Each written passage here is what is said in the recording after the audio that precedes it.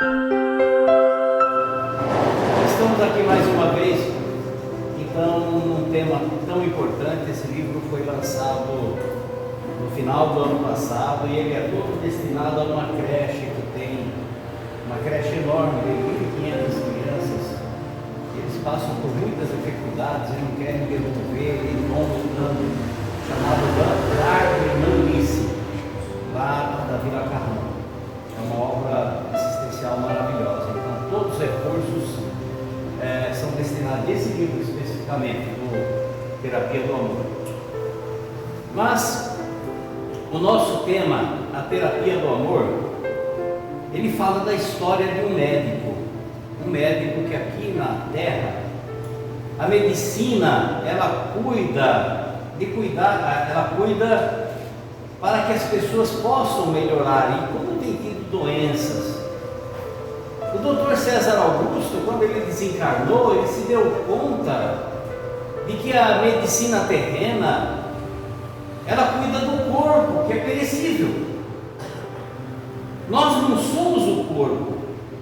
O corpo, esse corpo de matéria que nós temos, é simplesmente um veículo do qual o espírito, que nós somos espíritos, o princípio inteligente, do qual o espírito usa como veículo para a sua evolução. Então esse corpo, daqui a algum tempo, quando nós desencarnarmos, ele vai voltar ao pó, se for enterrado, e vai voltar a virar cinza se for para o crematório. Então a medicina cuida do corpo físico. E o que ele se deu conta? Que quando a medicina cuida do corpo físico, ela não está cuidando da causa, ela está cuidando do efeito, porque a causa reside no espírito. É o espírito que ama, é o espírito que sofre. É esse princípio inteligente que foi criado simples e ignorante, que nós, na nossa grandiosa romagem, o nosso destino é a perfeição, que é o destino de todos nós. E em cada experiência material, o espírito se utiliza de um veículo físico, que é o corpo que perece, e o espírito continua. Então, se nós não cuidarmos do espírito, nós vamos ficar sempre cuidando do efeito e não da causa. Então, cita-se até um exemplo: a pessoa muito irritada, nervosa, aquela pessoa de pavio curto, que não leva desaforo para casa, aquela que está sempre resmungando, murmurando, insatisfeita com tudo, aquela pessoa negativa, ela com o tempo, porque isso, quem sente é o espírito que é nervoso, o espírito que é irritado, o espírito que tem o sentimento, a sensação, a emoção, quem sente é o espírito. Mas com o tempo ele transfere para o corpo físico a consequência dessas emoções. Nós vamos explicar que emoção é energia. Tudo no universo é energia. Então aquela pessoa irritada, nervosa, pavio curto, aquele que fica brigando no trânsito, que a qualquer pretexto ele já explode em ira, em negativismo, com irritação, ele acaba adquirindo uma úlcera ou uma gastrite nervosa. Começa a sentir uma dor no estômago, e aí ele vai consultar o médico. O médico faz lá a endoscopia, faz os exames e verifica: olha, o senhor está com uma gastrite nervosa. E aí faz um receituário: olha, toma esse medicamento, mas durante algum tempo muda os seus hábitos alimentares. Começa a eliminar as frituras, come mais verdura, mais alface, com uma comida mais leve. E aí a pessoa toma um medicamento, muda a sua dieta alimentar e daí a pouco melhora. Mas a pessoa continua irritada, casa. O que é que acontece? A gastrite nervosa volta, porque não tratou a causa, tratou a consequência. Então a pessoa volta de novo ao médico e fala: olha, doutor, aquela do gastrite voltou, e examina de novo e fala: olha, a tua gastrite piorou, viu? Ela vai virar uma úlcera nervosa. Toma de novo esses medicamentos, faz de novo essa dieta alimentar, faz aquele monte de receituário de medicamentos, e a pessoa começa a tomar. Então, o que é que nós percebemos? É a pergunta que nós fazemos: é a gastrite que é nervosa? Ou é o dono da gastrite que é nervoso? Então, Dr. César Augusto percebe que a causa está nas emoções, está nas nossas emoções. O ser humano, ele é um ser emotivo por excelência. Nós somos movidos por emoção. E uma coisa que nós aprendemos no Espiritismo, e a ciência vem comprovar hoje, é que no universo tudo é energia. Tudo, a física quântica já vem nos dizer que o universo é energia pura. O vento é energia, o calor é energia, o fogo é energia, a matéria é energia. Nós somos energia. Tudo é energia. Emoções, as nossas emoções são energia que atuam diretamente na nossa vida. As nossas emoções de amor, de carinho, de afeto, de amizade, de desejo de praticar o bem, são emoções que geram energias elevadas, energias sutis. André Luiz nos diz: mantenha a sua casa mental iluminada. Como é que nós vamos iluminar a nossa casa mental? A nossa casa mental é a nossa mente, é a nossa consciência. Porque onde reside a nossa emoção, o coração é o símbolo do sentimento. Mas na verdade o coração é simplesmente um veículo, porque na verdade a nossa emoção está no espírito. E como nós vimos, tudo no universo é energia. A física quântica já nos diz que tudo é energia. Eles só não identificaram a energia mais poderosa do universo. E os espíritos vêm nos dizer que a energia mais poderosa que rege o universo é a energia do amor do Pai. A energia do amor de Deus. Porque Deus é a essência mais pura e sublime do amor. Deus é a personificação do amor. O apóstolo João no Evangelho nos diz, uma frase muito curta: Deus é amor. Só que um amor que é a energia mais poderosa do universo. Os Espíritos dizem que é no amor de Deus que o universo infinito se equilibra. Tudo se mantém em equilíbrio, em harmonia. O universo, os planetas, as galáxias, tudo está em harmonia, porque é no amor de Deus que nós nos harmonizamos. A natureza se harmoniza no amor de Deus, porque tudo é perfeito. E na criação, o único que não se harmoniza ainda no amor de Deus, porque não despertou esse estado de consciência, é o ser humano. Nós ainda nos desequilibramos porque as nossas emoções ainda são primitivas,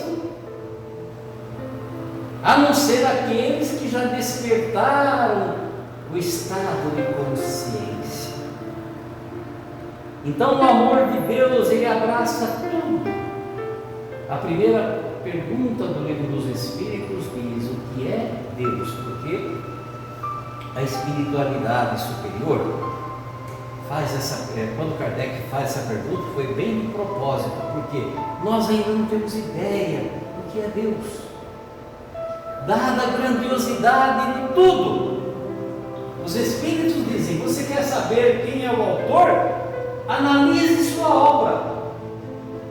E a obra de Deus é grandiosa. Quando a gente olha apenas o nosso planeta Terra, que grandiosidade, tudo perfeito, gente. A natureza, as flores, os campos, os rios, a chuva que cai, tudo perfeito.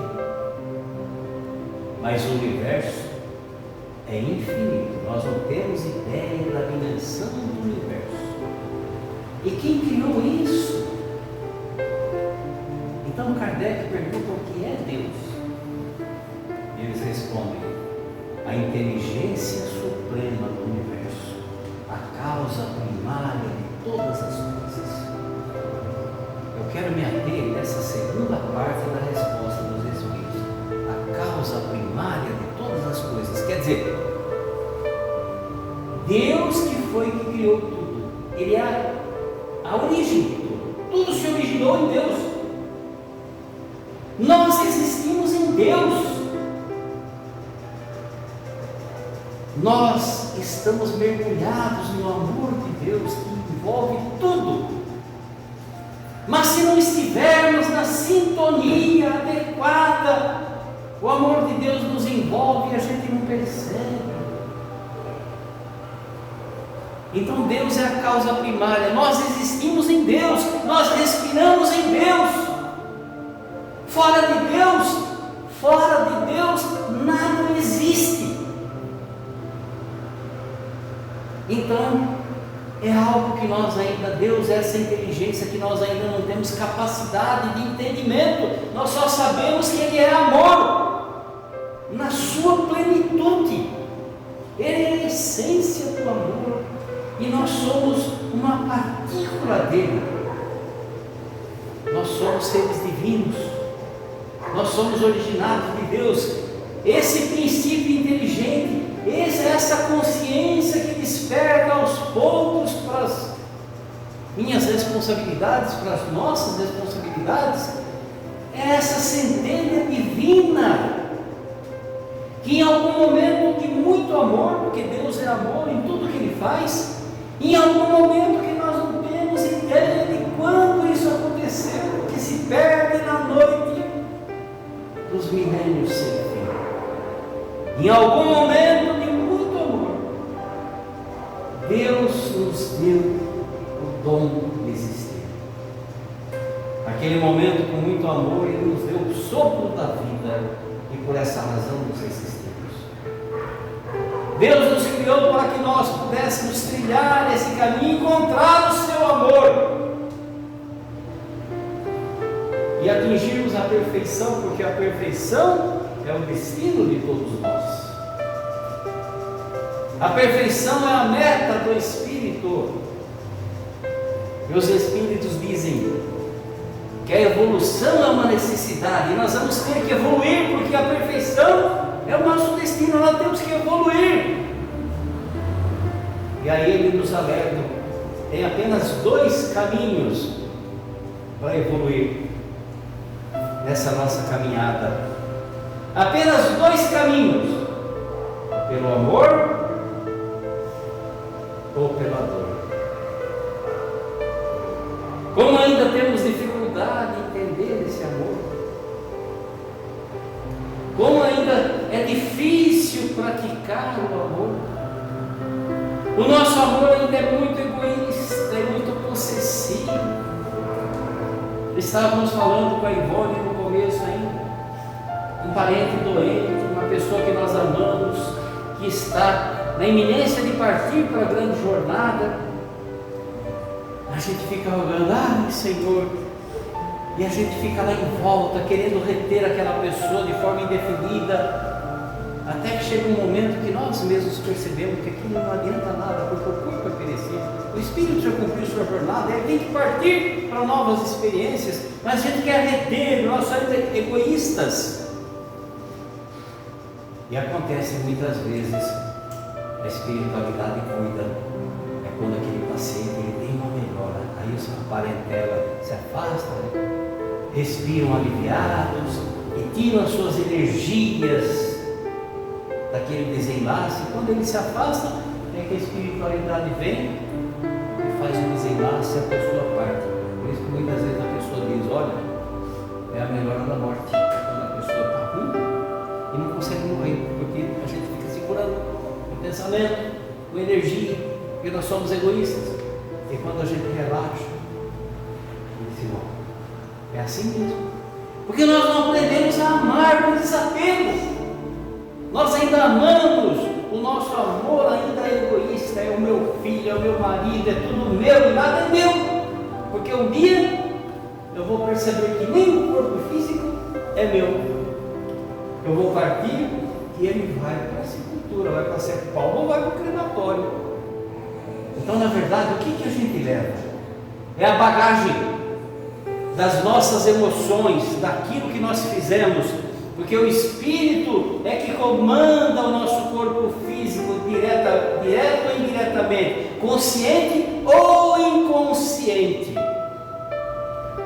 Muitos de nós ainda estamos naquele estado inconsciente,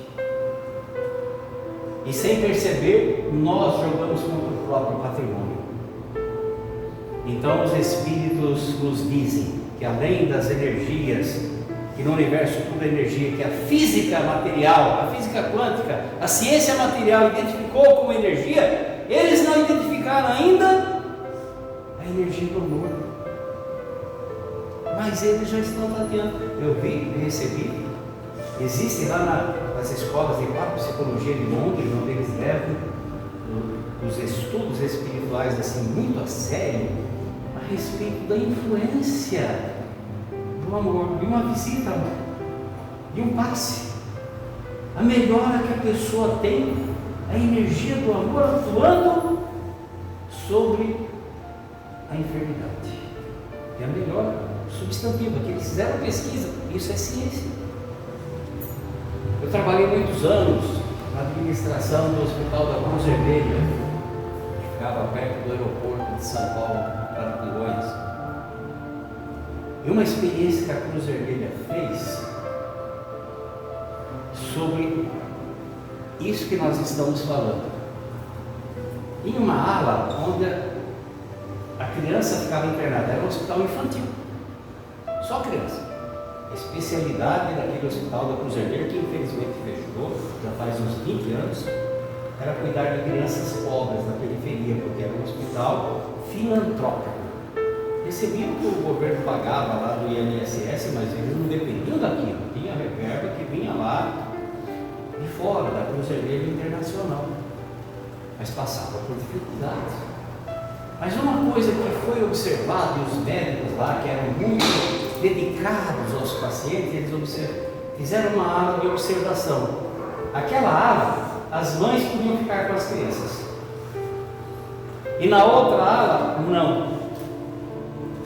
Gente, o resultado depois de um ano de observação é que as doenças daquelas crianças em que as mães não ficavam juntas demoravam em média 20 a 30 dias, de 20 a 30 dias para a cura da criança. O tratamento é agressivo.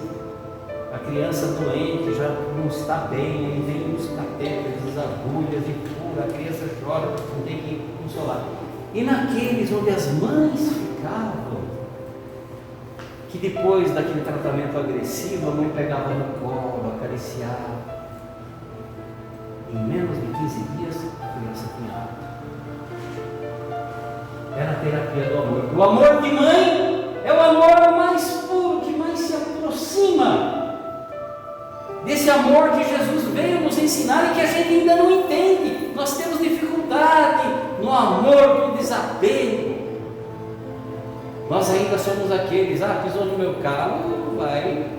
Nós somos ainda o pavio curto, nós somos aquela pessoa que não leva desaforo para casa. Nós ainda temos dificuldade. Então, o que os Espíritos descobriram? E Augusto César vem nos contar nesse livro. É que nós temos que buscar a causa, identificar a causa, para atuar na causa.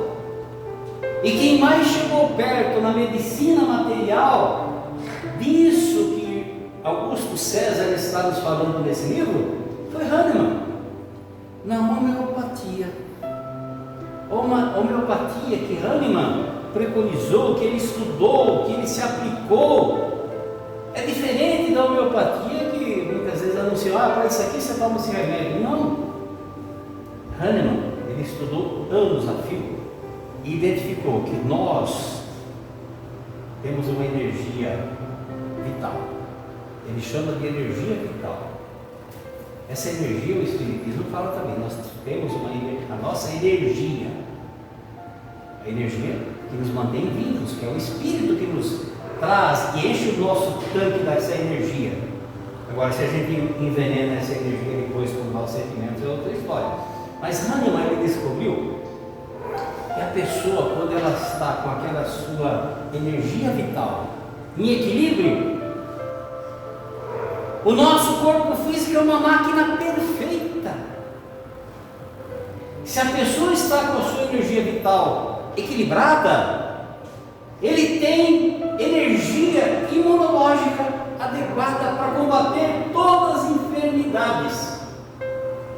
Nós temos anticorpos, os glóbulos brancos, que se reúnem, formam um exército para combater os corpos estranhos que invadem o nosso organismo.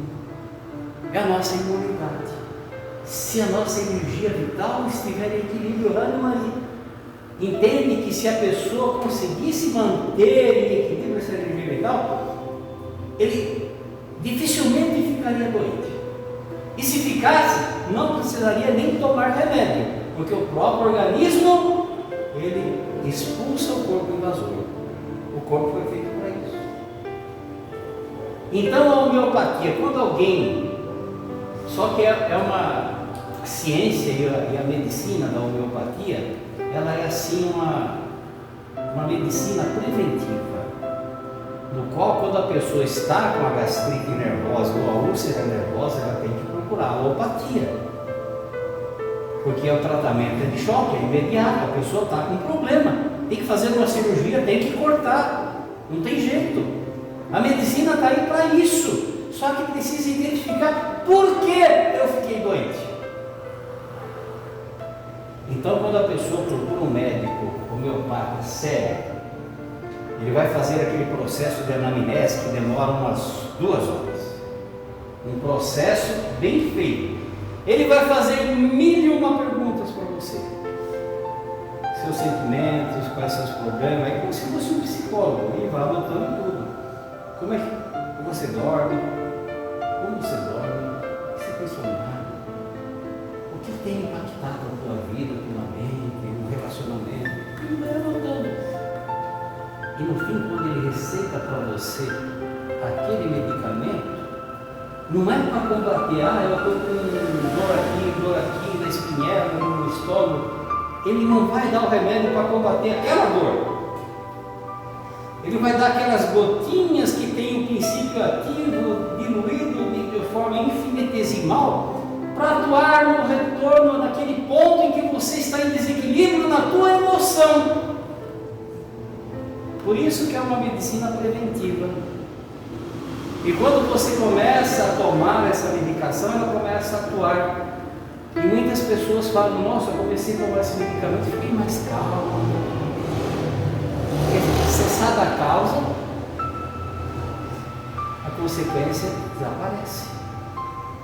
Então, normalmente é assim. Então, Hahnemann foi quem mais se aproximou disso que o nosso irmão nos trouxe nessa obra. Que ele identifica lá as energias que impactam a nossa vida. Positivas, a energia do amor. Amor que se subdivide de diversas formas. A gente pode dizer: o que é o amor? Deus é amor, que a gente não entende. Jesus nos falou do amor, que a gente ainda até hoje não entendeu. Mas não importa, a gente tem que praticar. A prática leva à perfeição. A gente precisa ter esse estado de consciência do que é o amor.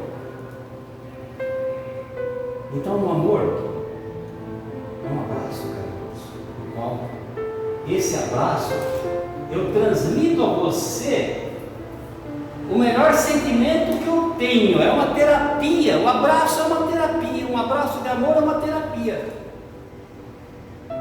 É um sorriso. Quando você olha para mim, que eu consigo dar um sorriso, aquele sorriso irradia energia de amor.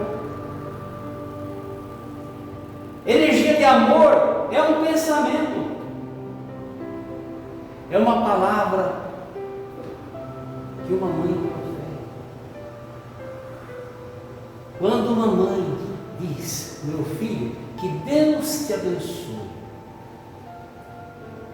aquelas palavras estão carregadas de amor. E pode ter certeza que é uma terapia para um filho abençoado. Porque Augusto César nos diz que a nossa emoção está aqui. E a palavra articulada, ela é a expressão da minha emoção. Eu expresso a minha emoção de duas formas: pela palavra articulada, pela palavra que eu emito, ou pelo meu pensamento. É a forma inarticulada de eu emitir a minha emoção. Eu posso estar calado, mas o meu pensamento, só Deus sabe, é aquela energia. Então, a energia do amor. Uma mãe, quando ela fala: Deus te abençoe, meu filho, quanto amor. Quando em pensamento ela ora: meu Deus, onde meu filho estiver, aquele pensamento vale,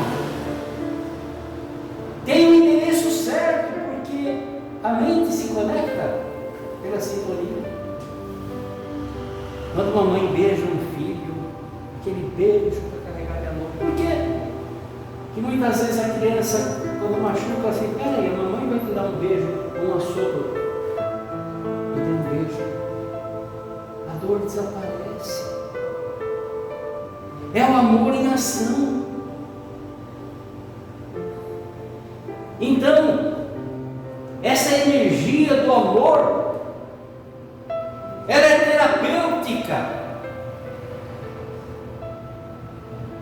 E aí nós vamos entrar em como funciona, que aí no lado da medicina, o nosso irmão vem nos mostrar como é que funciona esse sentimento de amor, que o amor é subdivide, não é nesse amor que nós estamos falando, no carinho, no afeto, na amizade sincera, é tudo amor, gente, é a subdivisão do amor, no desejo de fazer o bem, é amor, é o amor em ação.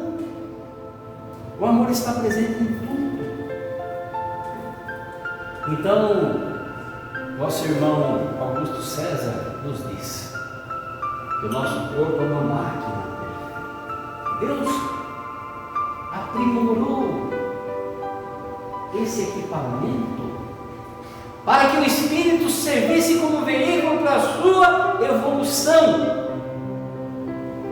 Mas na nossa ignorância, nós envenenamos o nosso corpo físico, esse patrimônio sagrado que eu deveria respeitar, ter muito respeito por esse corpo físico, porque ele é só um veículo que sofre a ação do tempo, mas que eu posso minimizar os impactos de acordo com as minhas emoções.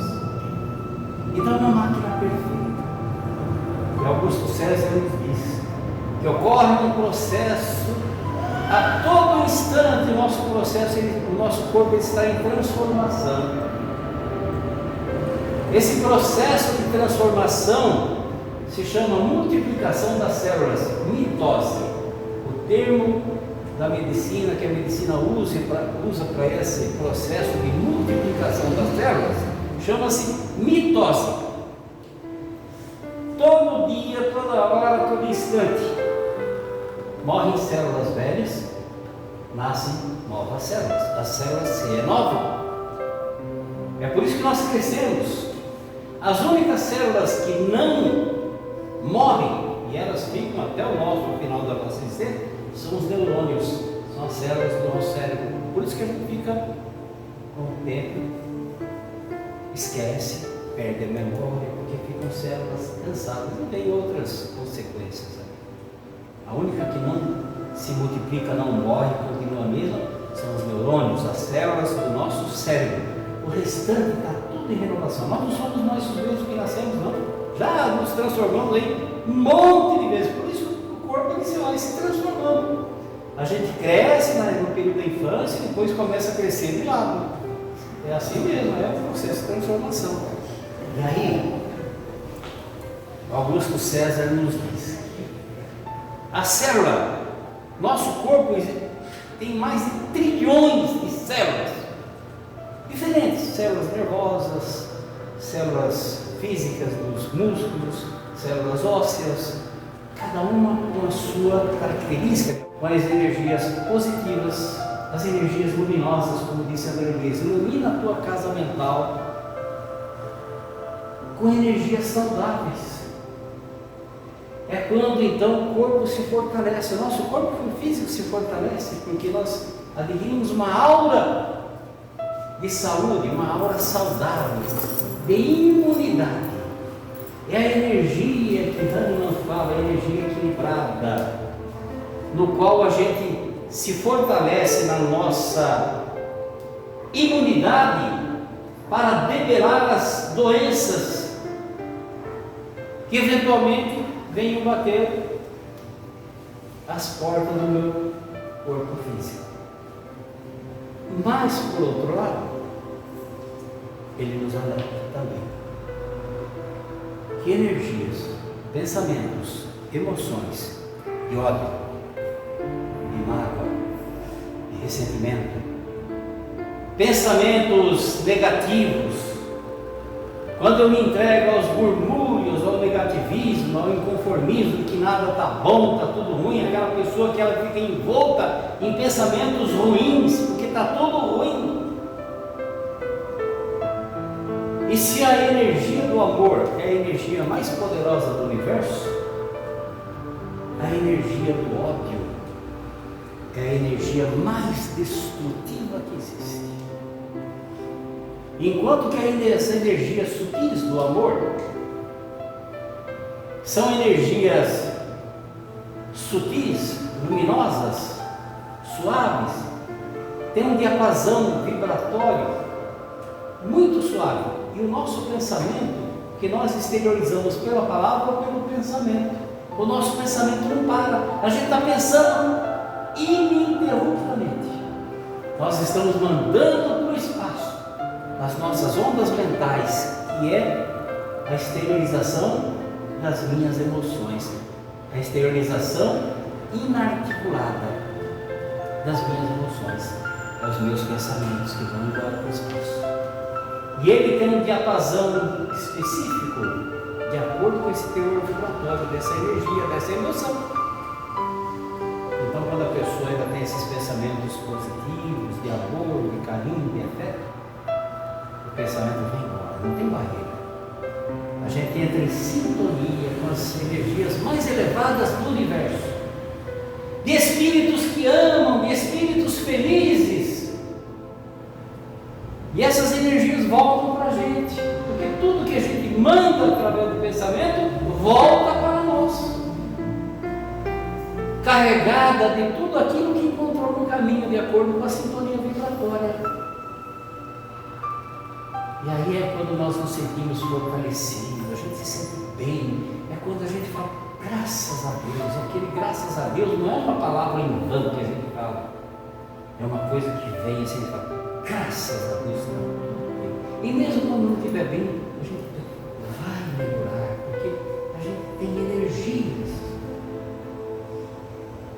positivas e a gente bombardeia as nossas células todos os dias, todas as horas, todo instante com aquelas energias. Então nós ficamos com um corpo saudável. A pessoa que sorri, a pessoa que é positiva, a pessoa que ama, a pessoa que está de bem com a vida, ela dificilmente fica doente. E se fica, não é por muito tempo, ela devera essa doença. Demora mais para envelhecer. Olha que notícia boa! A pessoa que sorri, a pessoa que ama, a pessoa que está envolta em pensamentos positivos, o tempo passa esplendoroso e você não envelhece, porque a pessoa continua jovem aqui.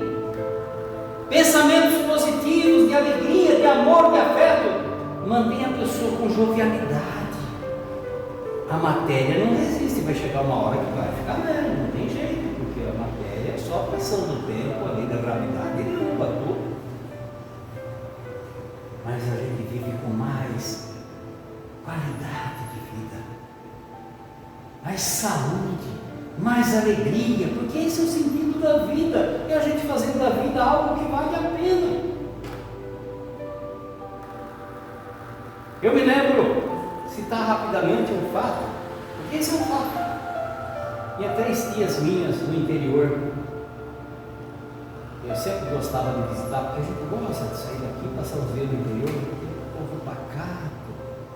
Mas tem pessoas que gostam de reclamar, de falar mal. Cidades, pessoas, sabe, pessoas simples, mas que às vezes gostam de uma maledicência, de ficar criticando. E isso é uma coisa que não é legal. Mas eu chegava na casa de uma das tias, a tia Nena. Ai, que bom, como vai, tia Nena? Ah, mas não está nada bom não. Está uma caristia, e fala mal do governo, e começa a falar mal de tudo, porque não está nada bom. Aí quando as outras tias ficavam sabendo, já vinha lá a tia Zoraide. E aí, tia Zoraide, como vai? Ai, meu Deus do céu, eu ando com uma dor de barriga, eu não presto mais para nada, vivo só com a espinhela caída, estou com esse problema. Aí vinha a tia Maria. Ah, não liga para elas não. Eu sim é que estou doente. Eu nem sei como é que eu estou doente. Uma ficava disputando com a outra para ver quem sofria mais. E o que é pior? Eu lembro que elas iam fazer consulta médica e se o médico não receitasse bastante remédio, aquele médico não era bom. Se o médico olhasse e falasse, não tem nada não, olha, vai embora, toma esse. Aquele médico não era bom. O médico bom era aquele que receitava bastante remédio. E é engraçado, porque no interior tem o mundo da terceira idade, da melhor idade, né? E elas insistiam comigo, a mãe ainda não tinha esses cabelos, era bem mais jovem. E elas falavam, Toninho, vamos com a gente, vamos lá no baile da terceira idade. Todo sábado tinha o baile da terceira idade. E um dia elas insistiram tanto, eu falei, eu não vou com vocês. E fui. Gente, vocês não fazem ideia. Quando aquelas 3 lá, que estavam com problema na perna, que estavam com a espinhela caída, que estavam com diarreia, que estavam com não sei o que doía isso, que doía aquilo, quando chegava lá no clube, que escutava a sanfoninha tocando, a zabumba repicando, e aquele pessoal dançando, vocês nem fazem ideia, mas esqueciam tudo, ninguém mais estava doente. As 3, cada uma pegava um velho lá e começava a repicar, mas dançava a noite inteira, chacoalhava a roseira. Aí ele ia me tirar também, vamos lá, acho que uma hora que eu não aguentava. Eu não aguentei, e elas lá só parava quando a sanfona ia para a caixa e tudo parava. Esqueciam, por quê? Entrava numa sintonia mental de alegria. Alegria é amor. Entrava na sintonia mental de coisas boas, esqueciam os problemas e focava só quanta energia, quanta coisa boa, quanta alegria. No dia seguinte estava lá, vai aqui, vai lá. Aí eu ficava, como vai? Porque era assim. Então isso só para exemplificar na prática como isso funciona. Então, quando a gente se entrega a pensamentos de mágoa, de ódio, de ressentimento, de negativismo, maledicência, que a gente fica só murmurando, que a gente não está contente com nada. É engraçado isso daí, porque nós temos mania de reclamar. Para a gente, é dificilmente você encontra uma pessoa, como é que vai? Se a pessoa não relatar um problema, tem pessoa que já disse isso, fala boa tarde, bom dia, tu já fala, do olho, se afasta porque são pessoas negativas. E elas atraem a gente, procuram levar a gente para o buraco também. Mas se a gente não estiver atento, essa sintonia acaba nos envolvendo no negativismo. Aquelas pessoas que têm o olho gordo, que seca até pé de pimenta, que seca até pé de arroz. Tem gente que tem essas energias ruins. Então, quando a pessoa ela está envolta nesses pensamentos, ela manda essas ondas mentais, vai para o espaço, tem barreira, e entra em sintonia com espíritos que odeiam, que tem mágoa, que tem ódio, espíritos infelizes que se voltam para a pessoa, e ela se acha mais infeliz ainda, porque tudo envolve naquela aura negativa, e as suas células, as células do nosso corpo, elas ficam bombardeadas com energia doentia, energia deletéria, que daqui a pouco vai se manifestar no corpo físico. A pessoa começa a sentir a dor de estômago, dor na coluna, dor do sistema nervoso, começa a ficar irritado, que são energias destrutivas, que nos fazem mal. Vigia teu pensamento. Quando Jesus disse, vigiai e orai, não é vigiar o outro, é vigiar a nós mesmos. Vigiamos as nossas emoções, os nossos pensamentos. O que é que nós estamos fazendo? E quando nós falamos assim, porque tem pessoas que são conscientes, e tem pessoas que são inconscientes, a maioria é inconsciente. Mas como eu entro nesse estado de consciência, para ter essa consciência de que de repente nós não somos perfeitos, e não está aqui nenhuma lição de moral para dizer, olha, você é perfeito, eu sou perfeito. Não, ninguém é perfeito, nós estamos nesse estágio evolutivo, mas eu preciso ter consciência de quem sou eu. Esse estado de consciência é que é importante. E aí eu vou recordar o ensinamento de Sócrates. Sócrates viveu 350 anos antes de Cristo.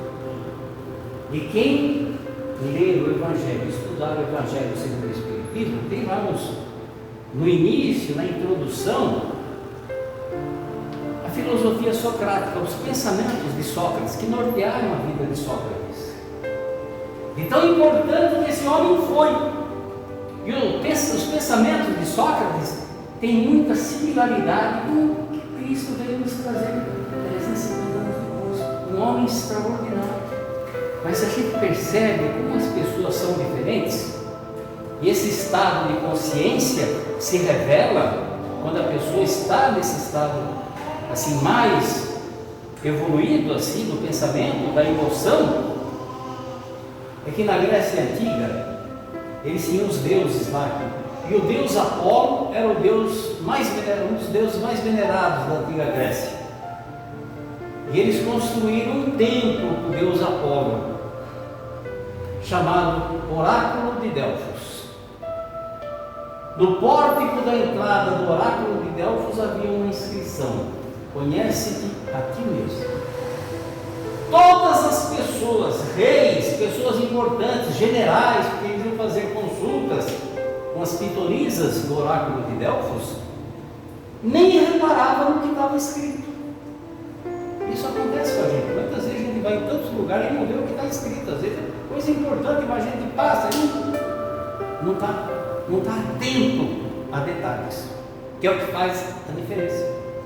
Mas quando Sócrates chegou, que ele leu aquela inscrição, conhece-te a ti mesmo, ele falou, gente, aí está a explicação da nossa existência.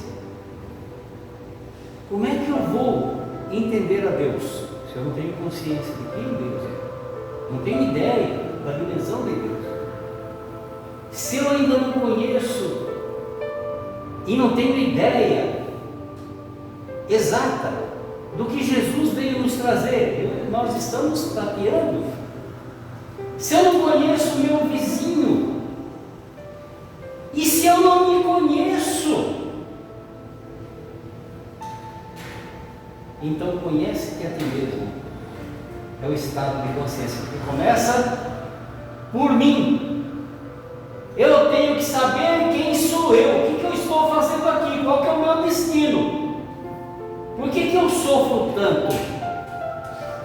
Então, nesse conhece-te a ti mesmo, o Espiritismo vem nos trazer, inclusive através da reforma íntima, o conhecimento de como nós temos que fazer para nos tornarmos criaturas conscientes. E quando eu passo a ter essa consciência, eu não começo a ver o problema dos outros, eu passo a analisar os meus problemas, a entender quem sou eu, por que eu amo, por que eu odeio, por que essa pessoa não gosta. Eu tenho 1000 motivos, mas Jesus nos ensinou, eu tenho que aprender a amar. Chico Xavier tem uma frase extraordinária que ele diz: Jesus não nos pediu nada complicado para a gente fazer. Ele não nos pediu que a gente escalasse o Everest. Ele não nos pediu que a gente atravessasse o Atlântico Banana. Ele apenas nos pediu que nós nos amássemos uns aos outros. E a gente não consegue. A gente tem dificuldade. Então, o sentimento de amor começa no conhece-te a ti mesmo. Eu tenho que saber quem sou eu. Por que eu odeio? Por que eu tenho raiva? Por que eu não passo a ter consciência das minhas emoções negativas? Por que eu não passo a me controlar melhor? A estar mais consciente no momento de explosão, de ira, em vez de eu explodir e responder de imediato, pavio curto, segura um pouco, respira fundo, não responde de imediato. Nós temos 2 ouvidos para ouvir mais do que falar, que nós temos apenas uma boca. E dá para ouvir mais, prestar atenção. E esse estado de consciência não é que nós precisamos despertar em nós. Eu preciso saber quem sou eu, esse ser divino que eu sou, que eu preciso despertar essas potencialidades inimagináveis, porque eu sou uma partícula divina, origem própria do Criador. A nossa origem é no Criador, nós somos filhos de Deus. Nós somos seres divinos que não temos consciência da nossa divindade. E precisamos trabalhar esse estado de consciência. É quando nós temos um trabalho de rua, todas as quintas-feiras a gente sai pelas ruas de São Paulo. Nós vamos levar alimentos, quentinho, sanduíche, chocolate quente nas noites frias, ou suco, refrigerante no calor, não suportar, tem feito, cobertor, roupa usada. A gente vai levar para os nossos irmãos de rua, consciente que a gente não vai resolver o problema deles, mas a gente vai fazer alguma coisa para melhorar o seu estado emocional, espiritual. Mas o mais importante não é a gente levar o alimento material e as coisas que ele necessita, que é importante. O mais importante do trabalho é a gente ir para conversar com essas pessoas.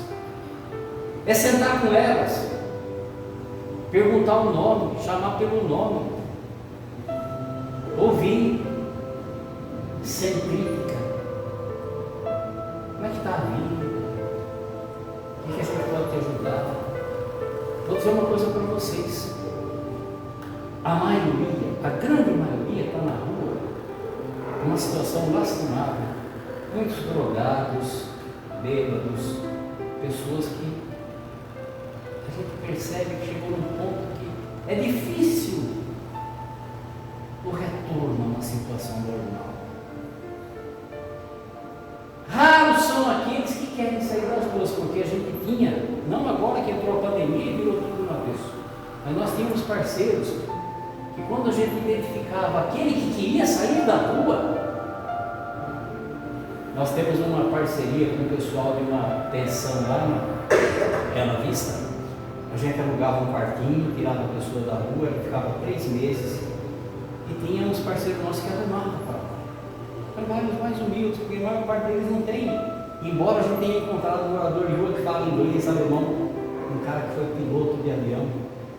Uma das pessoas que a gente atendia lá na Vila Mariana, ele fez parte daquele grupo de pagode chamado Catinguele. Morador de rua. Se transformou em morador. Porque quando a pessoa tem dinheiro, fama, e vem tudo e a pessoa não tem aquele suporte emocional, espiritual, o que vem fácil vai fácil, vem droga, vem mulher, é fama, é difícil de administrar. Acaba a fama, acaba o dinheiro, foi para a rua. Mas o mais importante que a gente sente é que as pessoas, e isso tinha lá na Domingos de Moraes, um senhor bêbado, ele já estava assim doente, ele falava, eu não tenho mais jeito não, meu filho já foi, eu já nem estou mais no hospital, eu vou morrer aqui na rua, mas estava em estado lastimado. O seu Elias. E a gente chegava lá de quinta-feira, ele ficava embaixo assim no local onde tinha uma loja de pneus, e tinha assim um toldo, ele ficava embaixo daquele toldo, esse contexto. E quando a gente chegava, ele, nossa, aquele barro, sabe, aquele barro assim, putrefato, misturado com álcool daquilo que por dentro devia estar tudo podre. E aí ele fazia um esforço para se levantar, a gente ajudava, ele falava, gente, que bom que vocês vieram, me dá um abraço. A maior parte dessas pessoas, elas têm carência afetiva. Vocês não imaginam um abraço. O que significa? Então a gente dava um abraço naquela época por ele. Lógico que a gente colocava o rosto do lado, porque se ficasse respirando muito o hálito dele, a gente ficava bêbado também. Aí dava um abraço.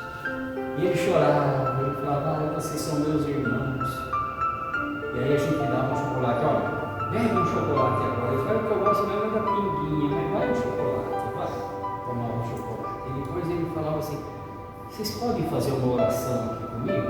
E ajudava as mãos e fazia uma oração. Eu lembro que a última vez que a gente viu o Sr. Elias foi, a gente se pressentia que ele não ia durar muito tempo. Ele falava, eu nem vou mais nos hospitais, não tem jeito, eu quero morrer. E a gente procurava conversar, olha, não é bem assim, talvez tenha ajudado, a morte não existe, do outro lado a vida continua. Nós estávamos indo embora e ele falou assim, ô anjo da noite, chamado de anjo da noite, ô anjo da noite, e voltou, eu queria dizer uma coisa para vocês aqui no meu coração, toda noite eu tenho orado, e quando nas minhas orações eu tenho pedido por vocês, gente, um morador de rua, aquilo para nós, gente, não tem preço. Esse estado de consciência, irmão, eu sei que você tem, você é trabalhador, e outros aqui também tem, eu sei que tem. É quando a gente tem essa consciência de que quando você sai para fazer alguma coisa, você não vai fazer caridade, você vai receber caridade. Tinha um senhor lá na Ministra Paulista, como é que chama aquela rua? Bernardino Campos. Esse senhor era um morador de rua, já idoso, cabelo todo, barba e desalinho, ele dava um sorriso, ele tinha um dente só. Ele era de origem indiana, ele era Xamba. E a gente chegava na quinta-feira, ele não estava dormindo, a gente passa às vezes de madrugada, porque a gente faz um giro e demora. Que a gente não tem pressa, a gente senta para conversar, não é só dar o lanche, a gente conversa e procura ajudar da melhor forma possível, falar naquilo que é possível de Jesus, da doutrina. E o Xamba falava assim, que bom, toda quinta-feira eu fico esperando vocês, porque é o dia mais feliz da semana para mim. E é interessante, o Xamba, ele estava já bem idoso, mas muito espiritualizado. A gente percebeu que ele falava, a coisa mais triste é quando você fica invisível. as pessoas passam, mas não querem te ver, porque você passa a fazer parte de uma paisagem que não é bonita, que é feia, e as pessoas não querem te ver, você passa a ser essa paisagem feia, horrível, então você fica invisível. E ele falou: olha, um pedaço de pão, um sanduíche, alguma coisa, sempre alguém dá, a gente não morre de fome, alguém sempre dá, mas sentar e conversar com a gente assim, ninguém. Então era interessante, a gente chegava assim, já ele esperando, a gente falava: como vai, Xangô? Na graça de Deus, tudo bem. E agora com vocês aqui, muito melhor. Gente, perguntar para um morador de rua, como vai?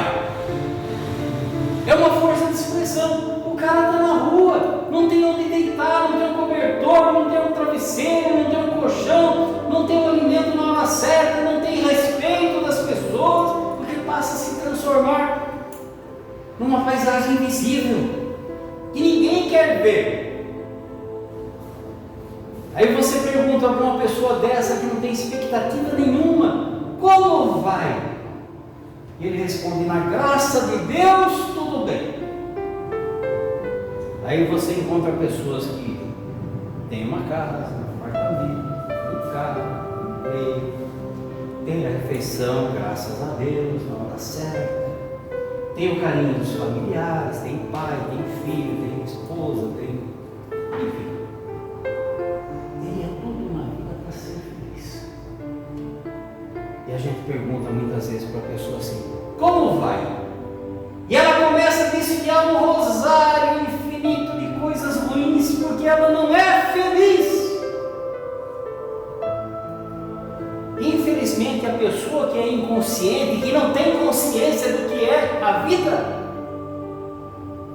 ela não valoriza aquilo que tem, ela não agradece a Deus aquilo que tem, ela procura motivos para justificar a sua infelicidade e se torna infeliz, porque as nossas emoções, os nossos pensamentos, eles regem a nossa vida.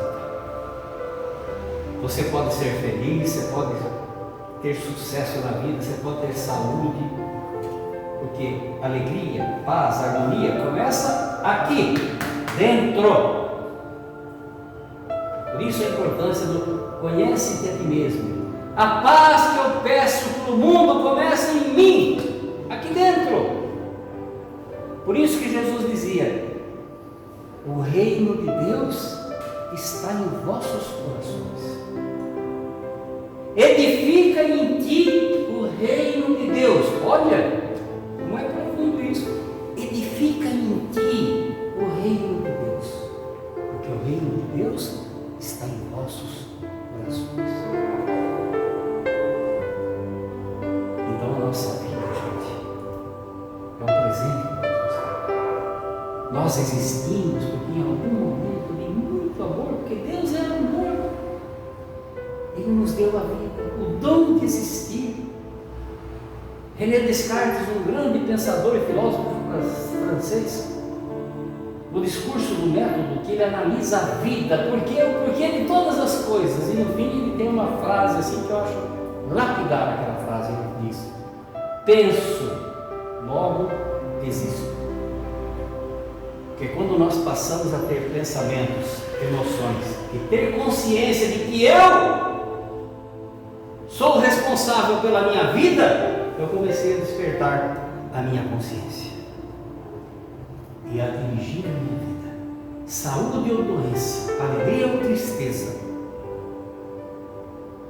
sou eu o responsável.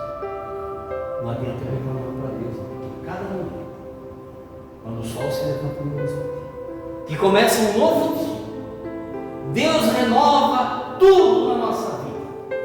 Depende só de nós. As oportunidades passam ao nosso lado, mas eu estou envolvido em tantos pensamentos de antagonismo que às vezes eu entro em conflito comigo mesmo. Eu não me harmonizo comigo mesmo. Nós estamos mergulhados no amor de Deus, o amor de Deus nos abraça, mas eu estou nos meus conflitos íntimos buscando por que eu sou infeliz e buscando motivos porque eu não sou feliz. E acho, quem procura, acha. Então, gente, a terapia do amor, vamos viver com amor, porque é o sentido da vida. De alguma forma, é buscar amar de alguma forma, mesmo que da forma imperfeita. É a gente procurar estender uma mão, dar um sorriso, um abraço, um bom dia, uma boa noite, uma palavra de carinho, um pensamento, uma oração, é caridade. Caridade que eu não estou fazendo, eu estou recebendo, porque cada vez que eu emitir uma oração, eu estou recebendo muito mais do que aquilo que eu estou doando. Invariavelmente é assim. Nós sempre recebemos muito mais do que aquilo que doamos. Então, viver a vida com alegria. Que alegria! Como disse Chico Xavier, através de Meimei, um espírito maravilhoso, que trouxe essa página linda, maravilhosa, que diz: alegria. Alegria é o cântico das horas em que Deus te afaga a passagem pelo mundo. Por toda parte brotam flores, por sorriso da natureza, e o vento penteia a cabeleira do campo com música milenar. A água da fonte é carinho liquefeito no seio da terra, e o ínfimo grão de areia, inundado pela luz do sol, é mensagem de alegria a falar de Deus. Por isso, mesmo que tudo pareça conspirar contra a felicidade que esperas, volve os olhos para a face risonha da vida e alimente alegria por onde passes. Abençoa e auxilia sempre, mesmo por entre lágrimas, porque a rosa oferece o perfume sob a garra do espinho, e a alvorada aguarda generosa que a noite cesse, para renovar-se diariamente em festa de amor e de luz. Que a paz de Deus, que a paz de Jesus esteja no coração.